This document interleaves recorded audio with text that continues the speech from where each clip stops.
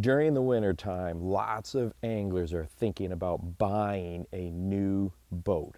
Well, today we're going to go over several things that will make sure that you're happy with a big purchase.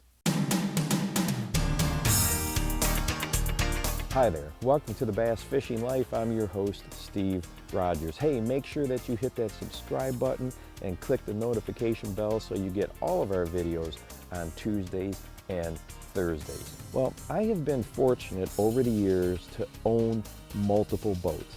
I've had everything from an aluminum bass boat like I'm sitting in right now to multiple big fiberglass rigs, and I've run them from big to small, and I've trailered tens of thousands of miles all over the country, put these things in systems from big river systems, small river systems, tidal waters, natural lakes, huge monstrous reservoirs. I've been very fortunate to put bass boats through a lot of conditions all across the country.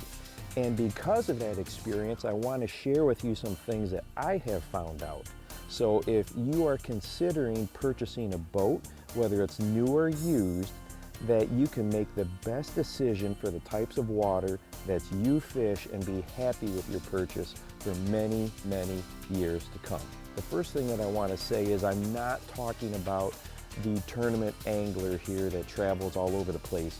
Their boats are going to be rigged and designed differently than an angler that spends 99% of their time on the same body of water. Okay, so I want to make that really clear. If you're a tournament angler, you've got many more different factors to consider than if you're an angler that doesn't trailer all that far or fishes the same body of water most of the time. So that's what I'm going to be talking about. I'm going to be talking about those of you that are maybe first-time boat buyers or bass anglers that like to fish in the same area most of the time. Okay, so let's go ahead and get started. The first thing that you need to take into consideration is what type of water do you fish? That might be the single largest deciding factor for the type of bass boat that you want. Let me give you an example.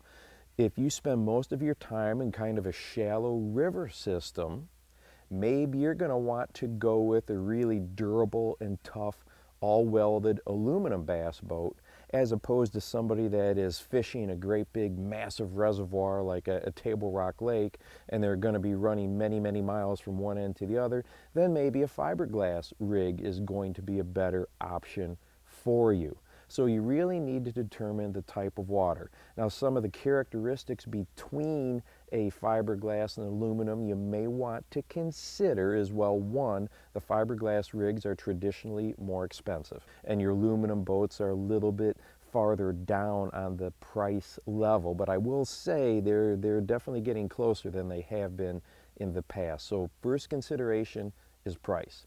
The second thing to consider is your fiberglass bass boats weigh more, and traditionally they are more stable up on the front deck as you are fishing. They can handle a little bit stronger wind because they're not as light, not going to get blown around as much, and the transoms are very strong.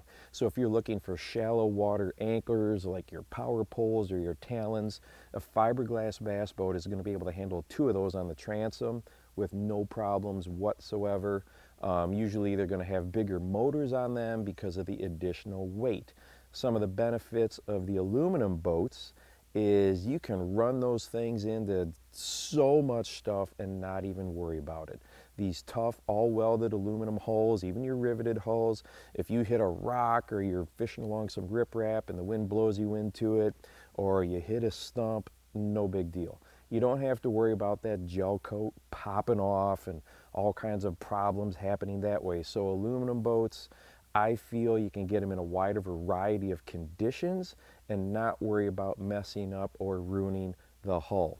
You are able to get away with a smaller motor and still have the same type of high-end performance because the hull itself does not weigh as much. So that is definitely a plus. And I know when my boys were learning to drive boats, I ended up getting rid of my fiberglass boats and going to one like this.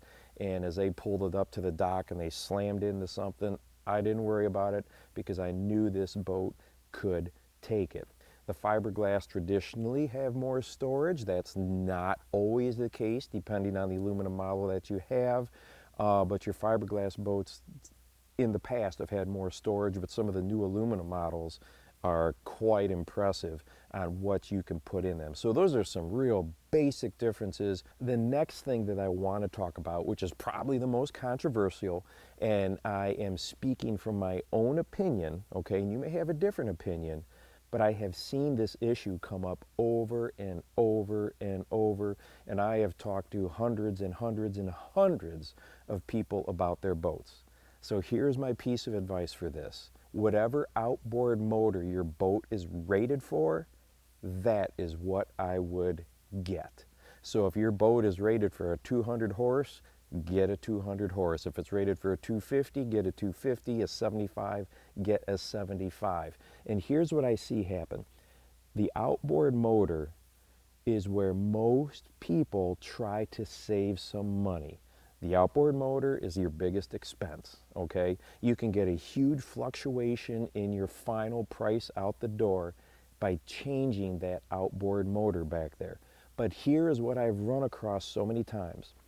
I have never, ever heard somebody complain about having too much motor. But I have talked to hundreds of people that have said, man, I wish I bought a bigger motor. I think my motor is undersized. I'm just not getting the performance that I would like. When you have a motor that is not the maximum rated for your hull, for your boat, several things can happen. One, as anglers, we load these things down. I mean, we put in way more stuff than we probably should with tackle and people we've got coming with us. And if you have a smaller motor than what your boat's rated for, you may not get the whole shot, the performance, get up on pad, those types of things like you would want to, okay? Because we tend to weight the boats down a lot.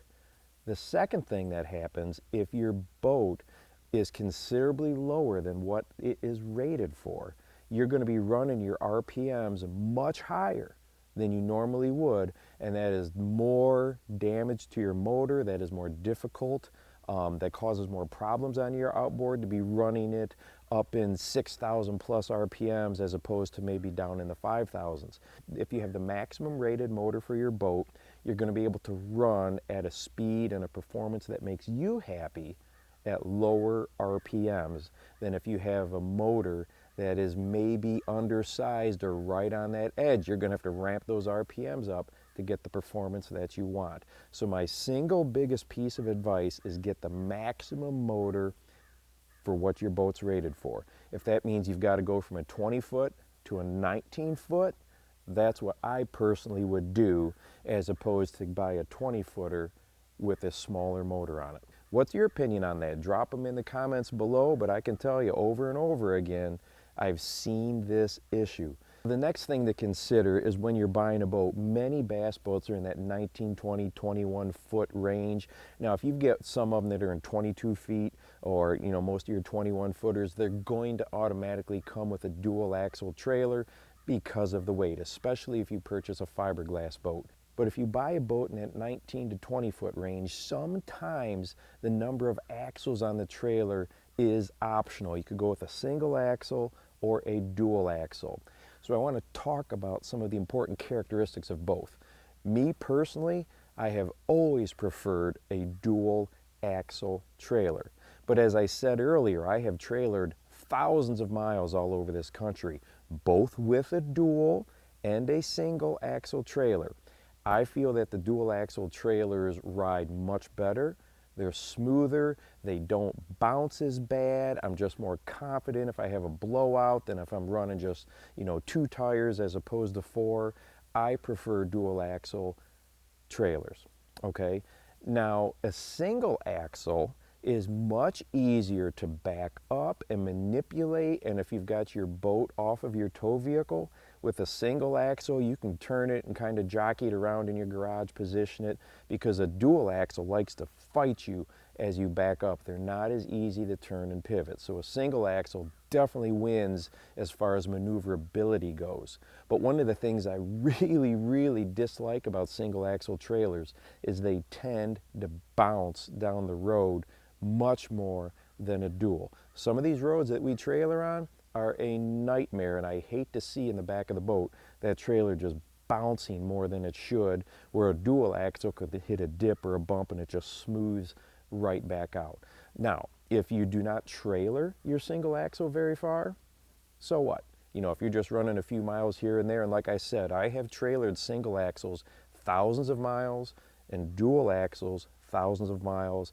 I myself, I prefer a dual axle if it is an option. So if I bought a 19-footer and I could get a dual axle trailer, that's what I'm going to do. Once again, what's your opinion? Go ahead and drop your own comments down below. The next thing to consider when purchasing a boat is the trolling motor. Oftentimes when you go to buy a new boat from a dealer, okay, that trolling motor on the front is picked out and put on there to try to match a certain price point. I have found over and over again that oftentimes the trolling motors are undersized for the boat that they're actually on, or you've got to run them really on high to go ahead and get some decent performance out of them. We spend 99% of our day up on that trolling motor. That's where all the fishing takes place. That's where most of your day takes place. That right there needs to have a good investment. For example, on this boat, when I bought it, now I bought it used, it came with a 12-volt, 46-pound thrust trolling motor. Way undersized for the type of fishing that I like to do. As soon as I could, I got rid of that thing and I put a 24-volt, and right here on this one I have the Fortrex. This trolling motor now will just take this thing and I can flat fly anywhere I want on the trolling motor. And why is that important to me? I love to fish in rivers that have some pretty good current to them. I try to take trips every year to the Mississippi River. My last trolling motor wouldn't cut it. I could not put the bow into the current and move up that river. This time, no problem, put it down. My boat's light enough, that 24-volt, 86-pound thrust, I can just march right up the current in the Mississippi River. So make sure that your trolling motor is not undersized. One of the biggest factors that oftentimes I see people just look at the end sticker price when they go to purchase a boat. Oh, okay, I can afford that. And then they are not happy with their trolling motor performance. So if you have to, if you're buying a new boat, have the dealer up it, or ask the dealer, what would you recommend? Just set price aside for now. What would you recommend that would give me the best performance for that boat?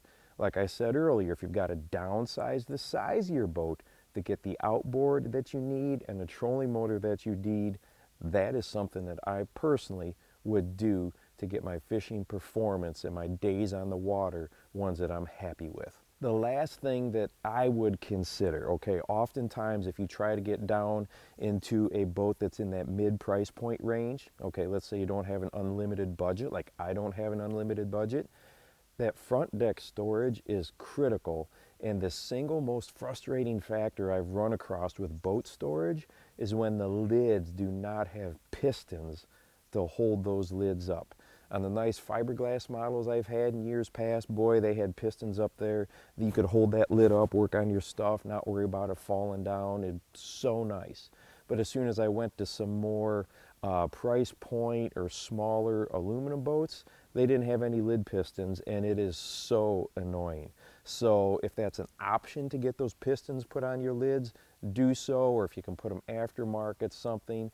But that is something when you're looking at the boat on the dealer floor you may not think about, but when you get out there on the water and that lid keeps bopping down and hitting you in the head or falling all the way forward, you're going to wish you had those pistons right away. So that is something personally I find very important as well. Now there are many, many, many more factors and considerations I can go into when deciding to purchase a bass boat, but these are some of them that I feel are the most important.